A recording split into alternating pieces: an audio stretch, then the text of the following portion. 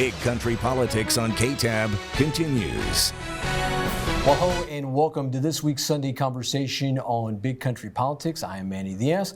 Joining us this week is the new mayor-elect, Mr. Weldon Hurt.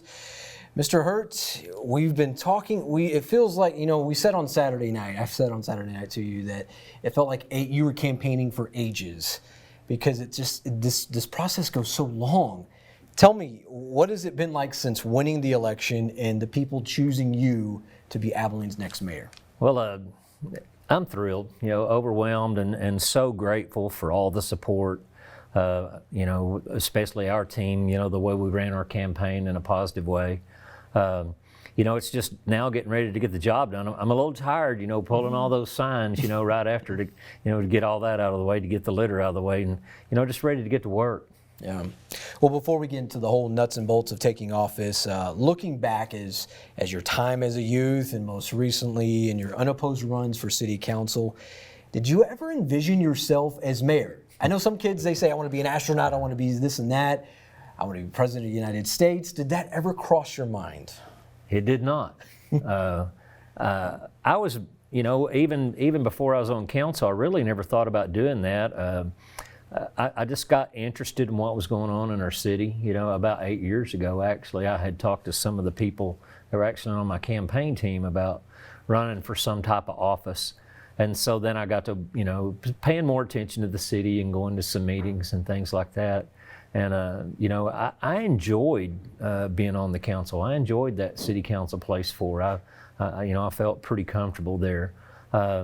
But, when Mayor Williams, like I said, when he had made that decision to not pursue another term as mayor, I just felt like we have a lot of good things going in our city, and that I could be the person to continue to lead us that way. Mm-hmm. As you kind of started, as you finished out that first term, did that ever does the thought of mayor, or is it just been a recent thing since Mayor Williams announced, or as more time you spent on the council, did that begin to resonate in your mind? It really didn't until he was the one that kind of said, I think this is going to be my last term, and I really just didn't give it any thought. I was content being on City Council, Place 4. I love that seat, and but just when he did, even before his announcement, he had talked to me, and there's a continuation of some things that we've all worked on together, and just really want to keep Abilene going in that direction. Mm-hmm. Well, speaking of keeping Abilene going in a direction, last week we spoke with McMurray Professor of Political Science, Dr. Paul Fabrizio. He gave us this quote regarding you being elected as mayor of Abilene. Are you ready for this one? Yeah. Okay. Quote. If Weldon Hurt is elected, what he represents is, I would argue, the establishment here in the city of Abilene. What he represents is a continuation of largely the same policies that we've had over the last several years. I view as someone that's not going to upend the apple cart, but someone who is going to be another person that speaks for the business community of Abilene. He used the term establishment. First and foremost, let's talk, before I ask you the next question, let's talk establishment. Let's talk about the establishment. I hear that term a lot.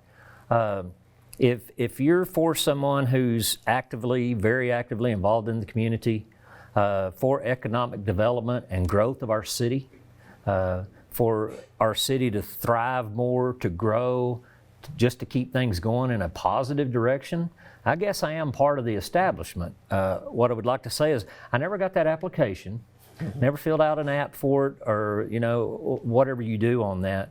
But yes, if I'm for positive growth of our city, I guess go ahead and call me part of the establishment. The second part of that, I think you answered a little bit of that. How would you view the comment, and certainly what can we expect from Weldon Hurt as mayor of Abilene? Well, I'm pro-business. I think people know that. I'm a small businessman, and just keeping, our boards, everything going in a positive manner is very important to me. Abilene has the potential to grow. Our population, we know through statistics, is going to continue to grow. Texas is going to grow. So Abilene is going to grow. We need to be ready for that growth. We don't want to inhibit that growth. We want good, healthy, positive growth in our city. Mm-hmm. Well, new mayor, 2 new city councilmen in this whole thing. Change is here, whether we like it or not. It is. Yep. All right, we're going to step aside for a quick commercial break, but when we return, more with Abilene Mayor-elect Weldon Hurt right here on Big Country Politics.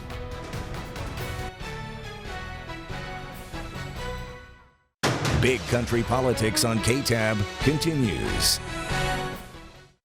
Well, welcome back to Big Country Politics. This is our Sunday conversation. I'm Manny Diaz.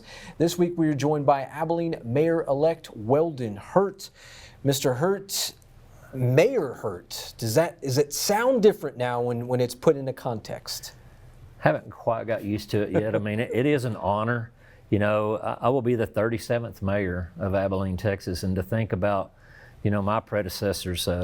You know, I served with Mayor Williams, and I served a short time with Mayor Norm Archibald, and you know, Mayor Gary McCaleb before that. He's a real mentor to me, and Mayor Barr, and you know, just the former mayors that even in the last 25, 30 years that I personally know. Just to get to follow in their footsteps, it's an honor, but there's some big shoes to fill. Mm-hmm. You gained more than 66% of the vote here in Abilene. You outlasted 3 other candidates. What does that say that you were? I mean, and because this had the potential for a runoff. Mm-hmm. You know, what does this say for you to gain that percentage of votes? You know, in this election. Well, I think it says that the citizens have the confidence in me to continue to lead our city. I feel that, you know, those numbers show that. I don't think there's a big wave of people wanting this change, this so-called change. I think when you're thriving, we can always do better. I'm always going to say that. We can always do better. But when we're making economic strides the way we are, having the growth the way we're having, you know, it's a healthy growth. I think people are happy with that. We always need to control our spending. We need to control what we're doing, but we've got to provide public safety. And I just think people have the confidence to know that I'm going to keep us going in a good path. And not up in the apple cart. Right. Not up in the apple cart. You mentioned the budget in our conversation on Saturday night as one of the first things to really tackle. What else would you say is something that's on your radar to get done, certainly in the first few months in office? Well, I've talked about it during campaigning, but we really want to look at infill development. And there's a lot of moving parts on that. You know, that means meeting with all of our boards, looking at how our code compliant officers are working, adding more code compliant officers to the city staff, and getting all of this to work together in unison. So, you know, I need to meet with all the chairs of all the boards to know, here's what we want to do. Also need to engage the building community to try to get some builders that are going to be willing to build some of these homes on a smaller margin. The financial community, we need them.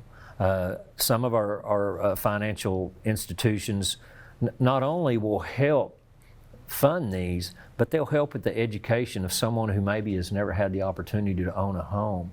So there's just so many moving parts. You and I, we're on the same path here, because it's exactly that's a great segue to the next question here. You know, and you touched on it briefly. You know, in our last conversation we had back in March, you mentioned a focus from the City Council on land development, not just on the commercial side, but certainly for new houses around the older areas of Abilene, perhaps to encourage builders and maybe offer some incentives to get these single-family homes built.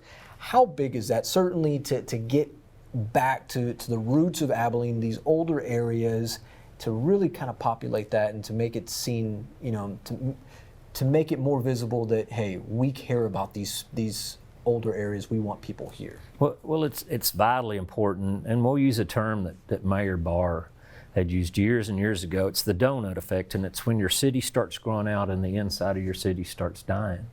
And so that's what we're wanting to do, is revitalize that. You know, people want to live in these neighborhoods, but they don't want to live next to a rundown shack or, you know, a business that's fallen down. That's part of our job as code compliance, is taking care of those issues. So, it will be a contagious effect. Once we start getting some of these houses in these neighborhoods, it'll be contagious. More people will want, to have a nice home in these older neighborhoods. It's just getting the ball rolling, the wheel turning, and all going in the same direction. Mm-hmm. Well, Title 42 was put in place in March of 2020 during the Trump administration to stop the introduction of communicable diseases such as COVID-19 to regulate border crossings. This came to an end this week. Governor Abbott has sent migrants all over the country from border towns here in Texas. Meanwhile, Abilene is roughly 4 hours away from the Del Rio border.